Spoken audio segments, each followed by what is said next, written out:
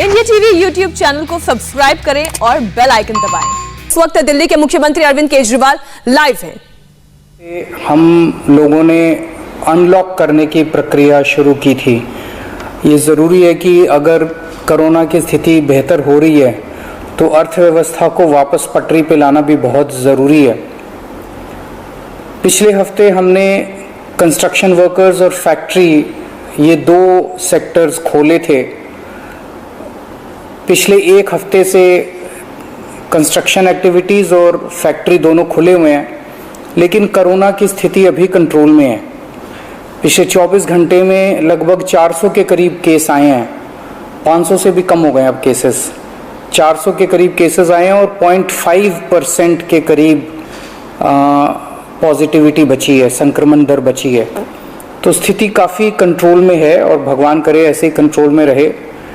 तो ये वाला जो लॉकडाउन पिछले हफ्ते ऐलान किया था वो सोमवार को सुबह 5 बजे तक है। उसके आगे भी लॉकडाउन जारी रहेगा, लेकिन काफ़ी सारी और एक्टिविटीज़ में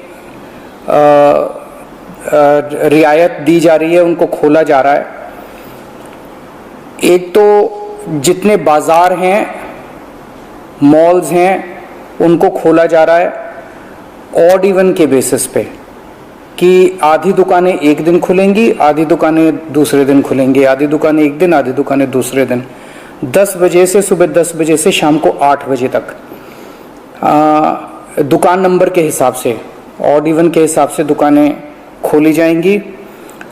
दूसरा, जितने दिल्ली में सरकारी दफ्तर हैं उन सरकारी दफ्तरों में ग्रुप ए ऑफिसर्स जो हैं वो 100% काम करेंगे और ग्रुप बाकी उसके नीचे वाले जो हैं वो 50% काम करेंगे।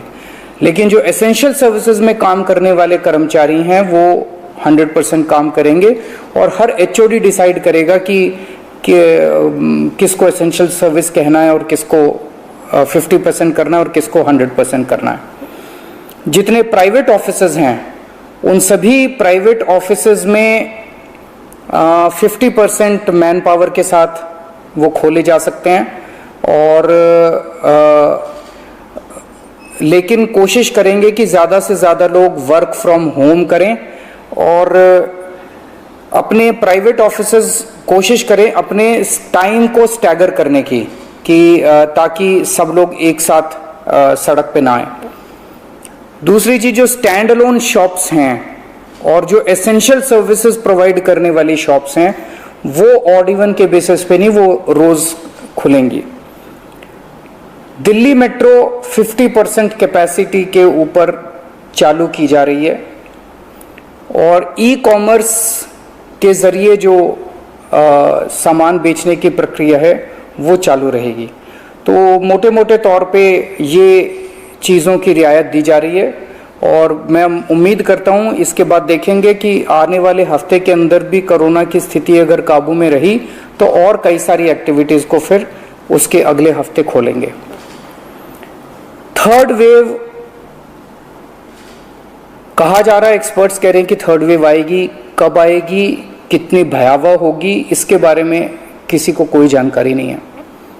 लेकिन एक जिम्मेदार सरकार होने के बाद नाते हमारी जिम्मेदारी बनती है कि उसकी पूरी तरह से हम तैयारी करें, ताकि अगर थर्ड वेव आती है, अगर बहुत भयानक होती है, तो सरकार उस वक्त जनता के लिए तैयार हो।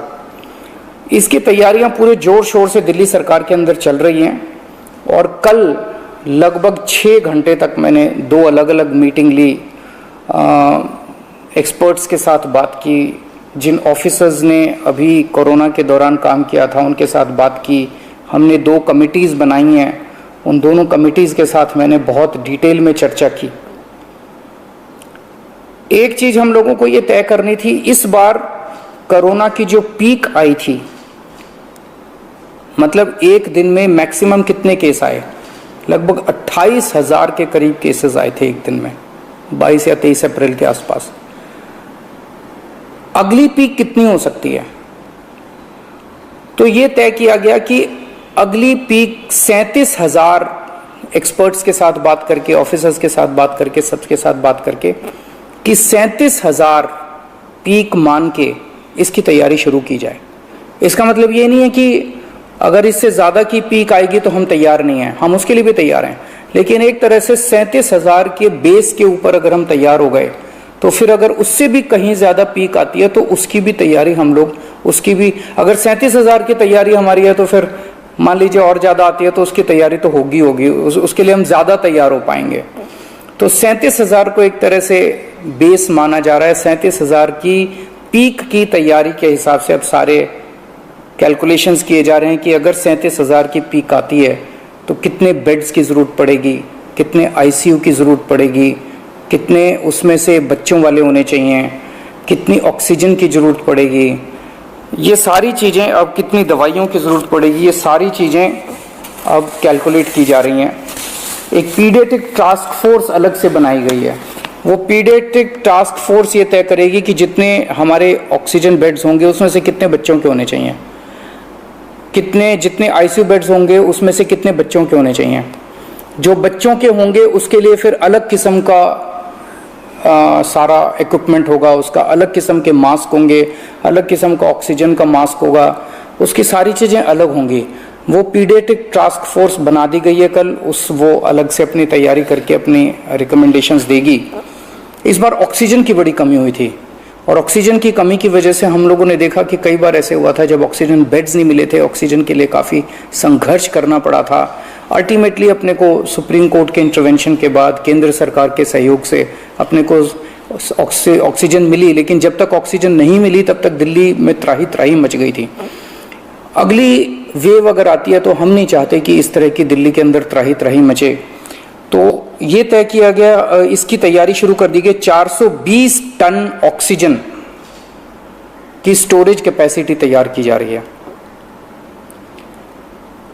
इंद्रप्रस्थ गैस लिमिटेड से बात की गई है और उन्हें 150 टन ऑक्सीजन प्रोडक्शन का प्लांट, 420 टन ऑक्सीजन तो स्टोरेज कैपेसिटी क्रिएट की जा रही है और 150 टन ऑक्सीजन प्रोडक्शन करने के लिए उनको प्लांट लगाने के लिए कहा गया है। उन्होंने कहा 18 महीने लगेंगे, लेकिन जो भी है शुरुआत कहीं ना कहीं तो अपने को करनी पड़ेगी। इसके अलावा इस बार सबसे बड़ी दिक्कत आई थी टैंकरों की। ऑक्सीजन के टैंकर नहीं थे दिल्ली में, दिल्ली इंडस्ट्रियल स्टेट नहीं है, इसीलिए अपने पास ऑक्सीजन टैंकर है ही नहीं दिल्ली में। तो 25 ऑक्सीजन टैंकर्स खरीदे जा रहे हैं ताकि अगर इस तरह की दिक्कत आए ऑक्सीजन की तो हमारे पास अपने टैंकर होने चाहिए। 64 छोटे छोटे ऑक्सीजन के प्लांट्स लगाए जा रहे हैं, वो ऑलरेडी लग रहे हैं और हमें उम्मीद है कि अगले कुछ हफ्तों के अंदर, 1-2 महीने के अंदर ये 64 ऑक्सीजन प्लांट्स लग के तैयार हो जाएंगे। अब ये जो हमने डिसाइड किया कि 37,000 केसेस की पीक के हिसाब से हम काम करेंगे, तो उसके हिसाब से तय किया जाएगा कि कितने ऑक्सीजन बेड्स की ज़रूरत होगी, कितने आईसीयू बेड्स की ज़रूरत होगी। उसके हिसाब से फिर तय किया जाएगा कितने ऑक्सीजन सिलेंडर्स की ज़रूरत होगी। जैसे अभी थोड़े दिन पहले हमने 6,000 सिलेंडर चाइना से इंपोर्ट किए थे, तो और कितने ऑक्सीजन सिलेंडर्स की ज़रूरत होगी और कितने ऑक्सीजन कॉन्सेंट्रेटर्स की ज़रूरत होगी। अगले आने वाले 1-2 महीने के अंदर ढेर सारे ऑक्सीजन कॉन्सेंट्रेटर्स दिल्ली सरकार खरीदने जा रही है।